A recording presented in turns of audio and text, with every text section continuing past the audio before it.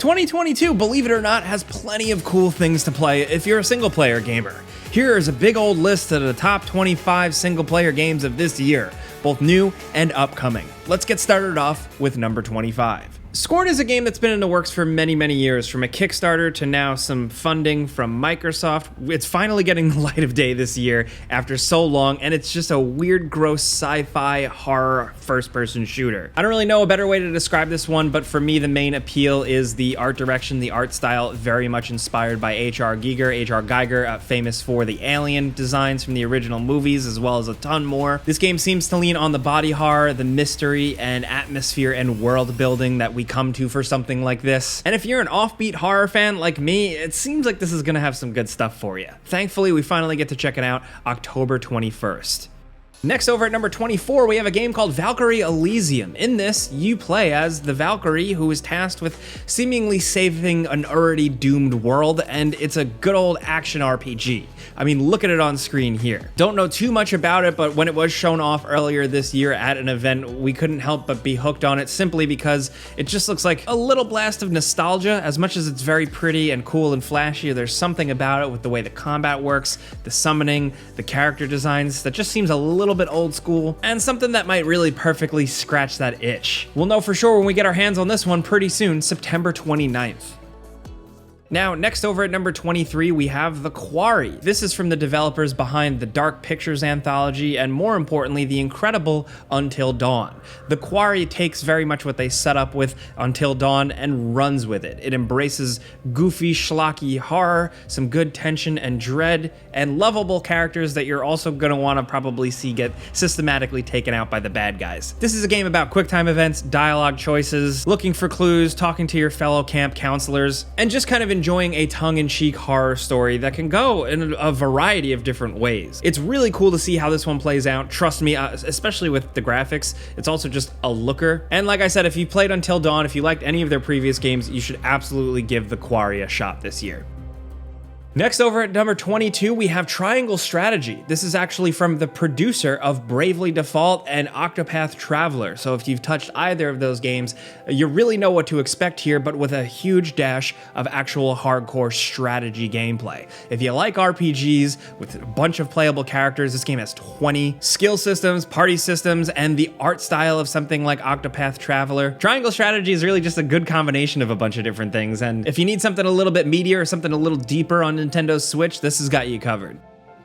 Next, over at number 21, we have Pokémon Legends Arceus. Now, this released earlier this year and kind of revitalized some of the Pokémon gameplay with open world, fully 3D graphics, and a more complex catching and battling system. It was very cool, especially how it was set in a different time period for the Pokémon universe. It was a nice refresh, but along with that this year, towards the end of the year with November, we gotta mention Pokémon Scarlet and Pokémon Violet also coming, which is going to give us and expand even more on this new style of open world catching gameplay, and we're excited to see how that pans out. Really, regardless, 2022, if you're a Pokemon fan, you're eating good, and that's important. Next, over at number 20, we have Cult of the Lamb. Do not overlook this one because I'll admit I did it first, and I really regret it. This is an excellent hybrid of kind of an Animal Crossing chill out type of management thing and a dungeon runner where you're gonna find yourself doing, oh, just one more run, just one more run. The way this combines going into dungeons, fighting enemies, getting important items, and then bringing it back to your little cult that you're building up and keeping that cult going by managing your followers, keeping them fed, doing all of that type of thing. It's incredibly addictive, even more than I expected, and just a cool, unique vibe to it all. It just really is something else. Came out of nowhere for us, so definitely check it out if you haven't.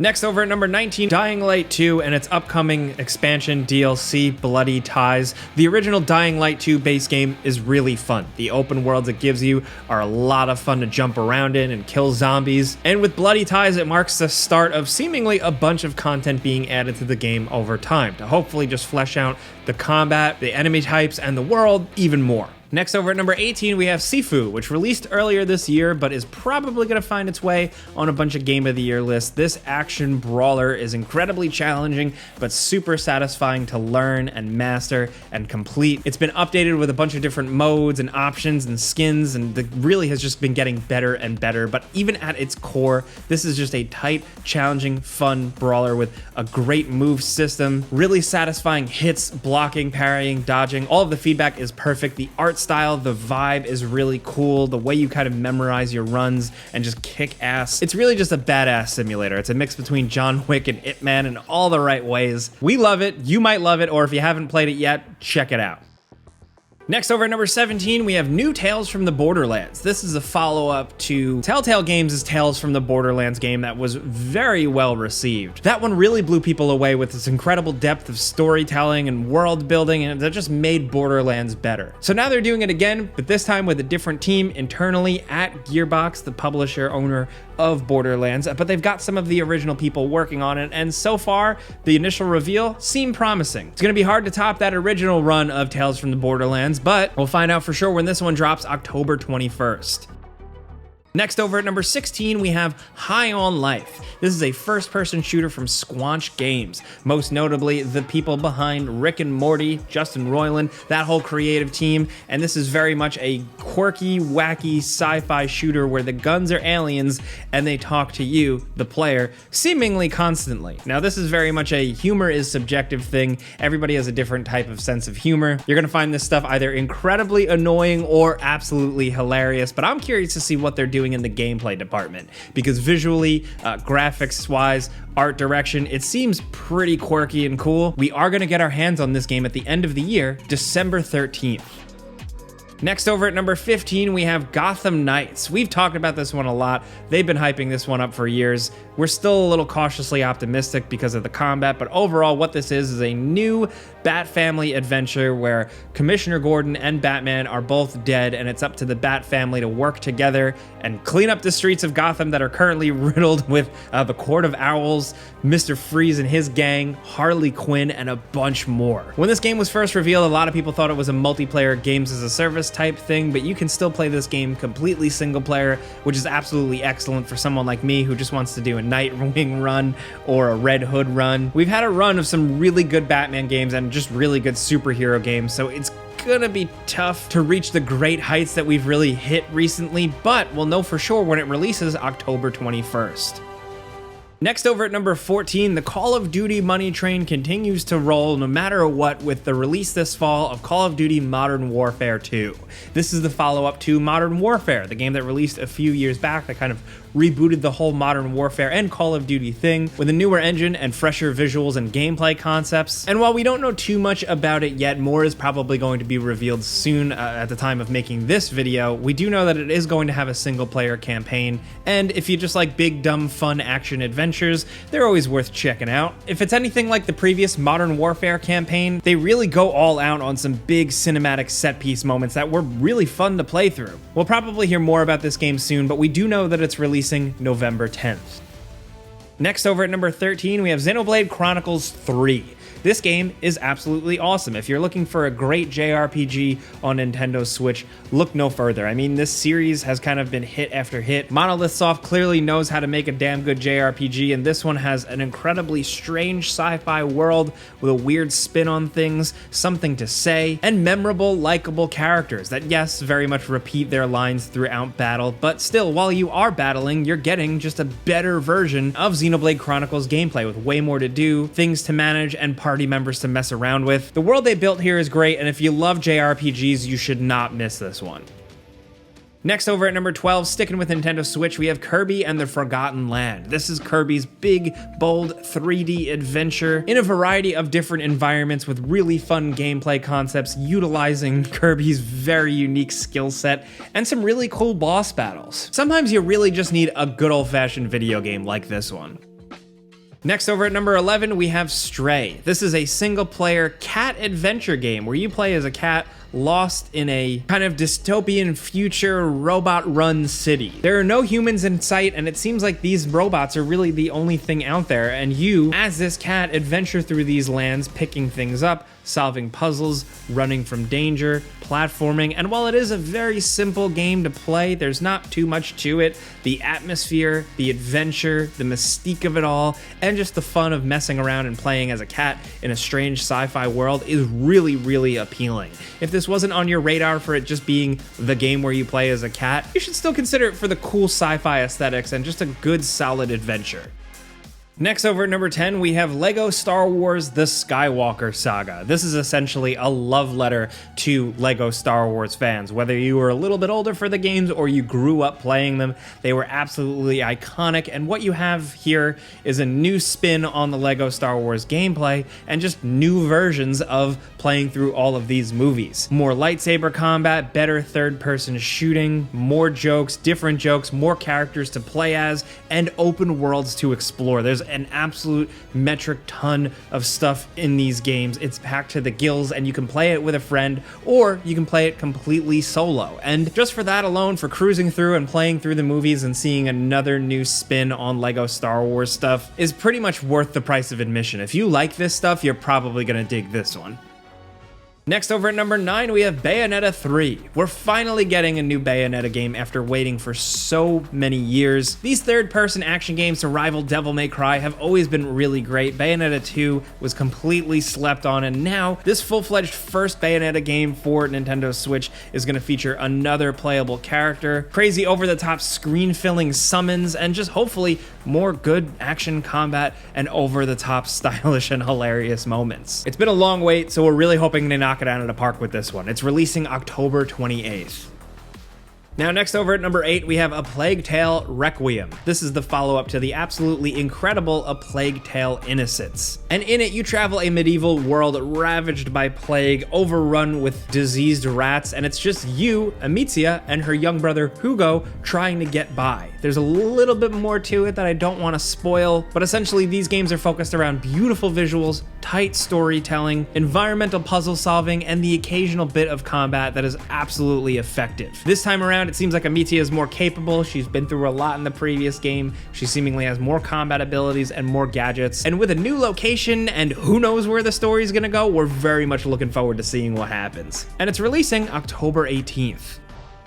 Now, next over at number 7, Evil West. Man, can you look at this game? Does this not just seem like an absolute blast from the past? This just looks like one of those fun, over-the-top, mid-2000s action games with sci-fi and horror elements that I am just absolutely about. This is essentially a Western where you're this badass vampire hunter killer guy with cool over-the-top weapons in fun third-person combat. At this point, I'm not looking for every game to reinvent the wheel. I'm just looking for something to be straightforward and good and fun and creative. And from what we've seen so far with Evil West, it seems like just that. Not really too much more to say about it, just cool monster cowboy action. Let's go.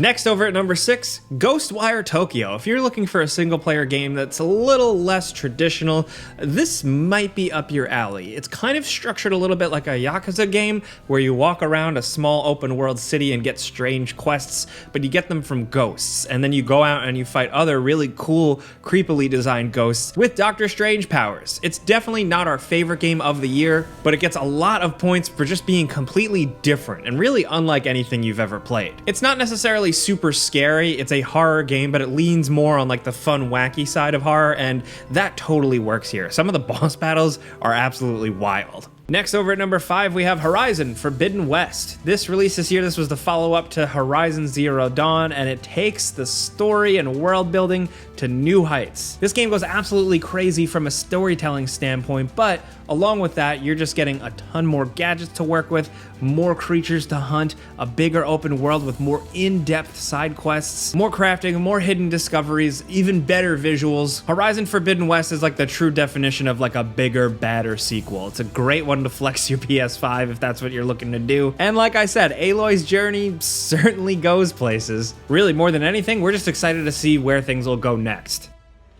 Now next over at number 4, we have Atomic Heart. Look at this game. This is an incredible mashup of seemingly simulation style games like Deus Ex or the more recent Prey with a good dash of BioShock and weird sci-fi horror. Some of the more recent trailers we've seen for this game is just kind of like a compilation of just endless, mind-blowing, strange stuff from melee combat, cool guns, to just downright shocking enemies, stuff that we've never seen before in games. I am incredibly excited for this one if you can't tell. Even if it just boils down to it looks cool, it seems very creative, and it's like BioShock. That's all I really needed, to be honest. This one has been in the works for a really, really long time. It's been delayed many, many times, but as of right now, we know it's slated for late 2022.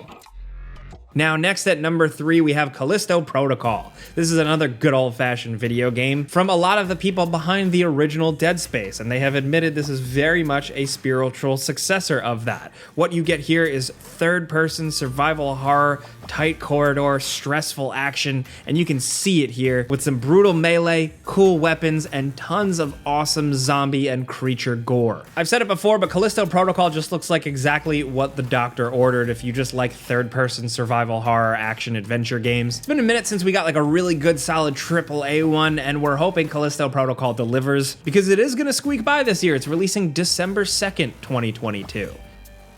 Now down to number 2, of course, you know we were gonna mention it, Elden Ring. Elden Ring is an absolute blowout of the Soulsborne formula. They took what they have perfected and they just made it absolutely massive and compelling, and yet still incredibly cohesive and thoughtful. The way this game encourages and rewards open world exploration is really satisfying. The combat is still great as you'd expect, and the character building is really something else. You're able to get very creative with your builds. Along with that, the vibe, the atmosphere, and the variety of the areas and dungeons and enemies. It's just all of that From Software stuff you really expect at this point, and it's so fun to get immersed in. Obviously, clearly earlier this year, we all fell in love with Elden Ring, and we're still thinking about it to this day. Now down to number 1, the game that we're collectively the most excited about this year on the channel is God of War Ragnarok. We've been looking forward to this one for a very long time as big fans of the original God of War games, and of course, God of War 2018 that kind of reimagined things. We're really looking forward to seeing where Kratos and Atreus' story goes this time around, and from what we've seen, it looks like larger worlds, more interaction with NPCs and just stuff in general, more combat options, more enemy types, hopefully more bosses, and the next step in a story of both father and son, and also just a wild world filled with mythology and gods. The bar was set pretty high by 2018. We're hoping this one lives up to it, and we'll be able to check it out when it releases November 9th of this year. Now, those are some of the best new and upcoming single-player games, but we got 2 bonus games worth mentioning. The first is Thymesia. This is a Soulsborne-style game with a little bit more of a Bloodborne flair that didn't change the world or anything, but has a ton of fun combat options and is worth checking out if you like stuff like Sekiro as well.